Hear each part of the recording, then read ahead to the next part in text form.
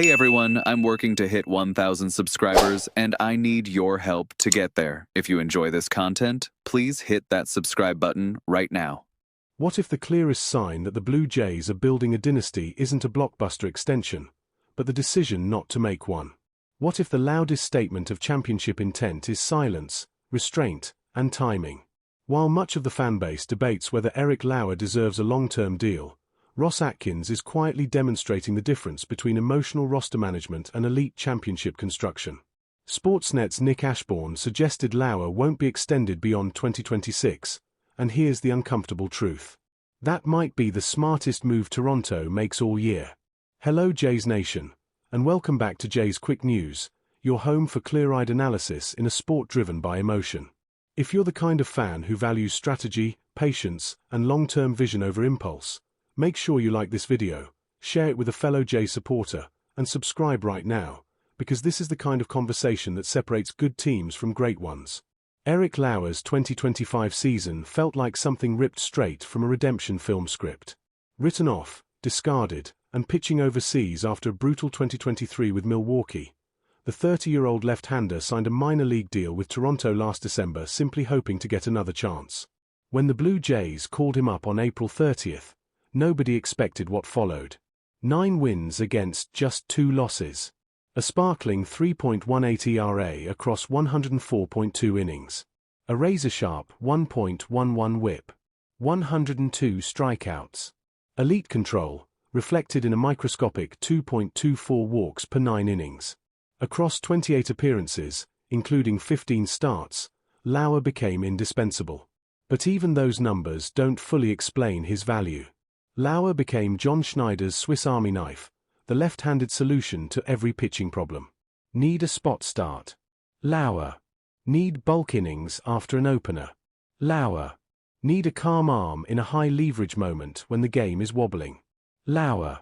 When the Blue Jays marched all the way to the World Series, falling just short in a gut-wrenching Game 7 against the Dodgers, Lauer etched his name into October folklore. In that unforgettable 18-inning Game 3 marathon, he threw 4 scoreless innings under unbearable pressure, striking out 2, dancing around 3 intentional walks, and proving that he belonged on the biggest stage. All of this, for just $2.2 million. So naturally, the question follows. Why on earth wouldn't Toronto rush to extend him? Why not reward the feel-good story, lock in the value, and show loyalty? Because championship organizations don't confuse gratitude with strategy. And Ross Atkins understands something that separates elite front offices from the rest of the league. Nick Ashbourne's analysis cuts straight to the heart of it. Lauer exceeded every reasonable expectation in 2025, but context matters. This was his first genuinely strong major league season since 2022. His role, while crucial, is still projected as a swingman or long reliever in a rotation that has since been transformed. Buying high on a player after a career-year resurgence, especially one whose role may shrink, is how teams create future problems. This isn't disrespect. It's discipline.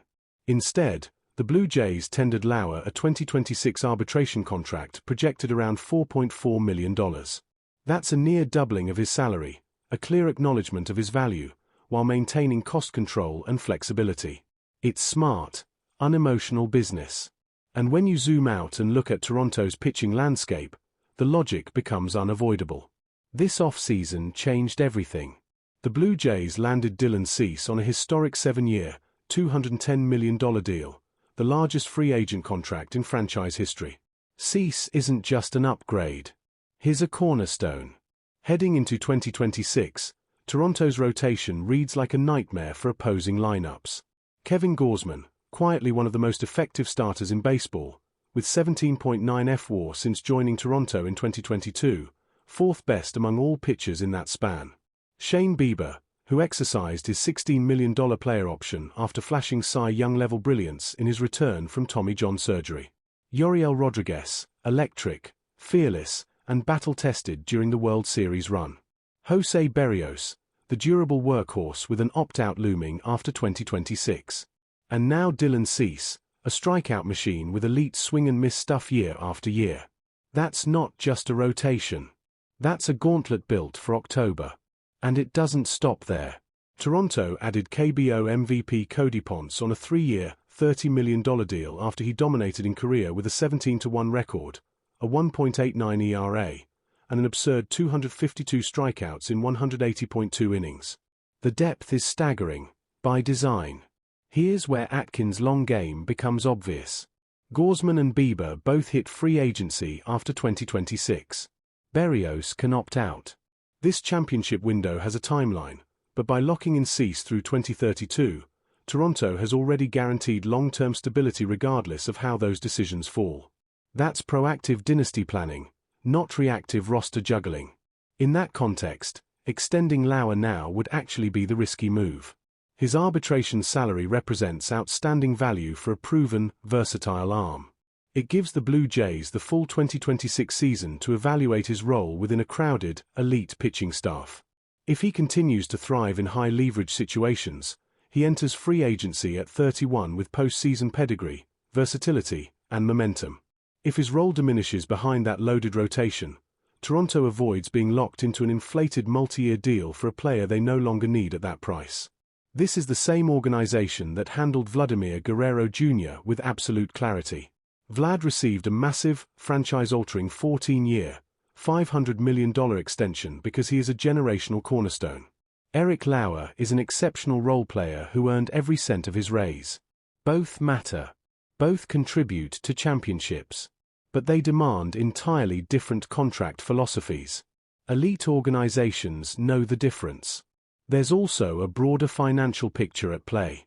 With potential extensions for Gausman or Bieber on the horizon, and Cease deal already pushing payroll into historic territory, the Blue Jays are preserving flexibility for moments that truly demand it.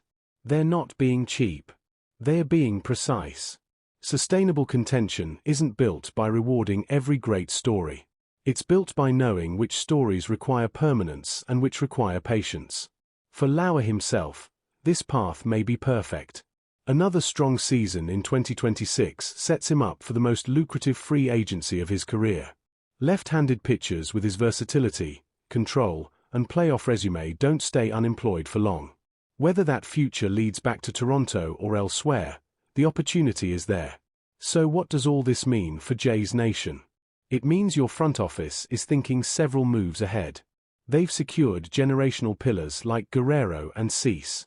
They're maximizing value through controlled contracts like Lauer's arbitration year. They're building depth that absorbs injuries, regression, and chaos without collapsing. This is how dynasties are constructed, not with sentiment, but with structure. Now it's your turn. Do you trust Ross Atkins' patient approach, or would you extend Eric Lauer right now and bet on the fairytale continuing? Drop your thoughts in the comments. And if you appreciate analysis that goes deeper than box scores and headlines, make sure you like this video, subscribe to Jay's Quick News, and turn on notifications for championship-focused coverage. This is Jay's Quick News, where we don't just follow the story, we explain why it matters.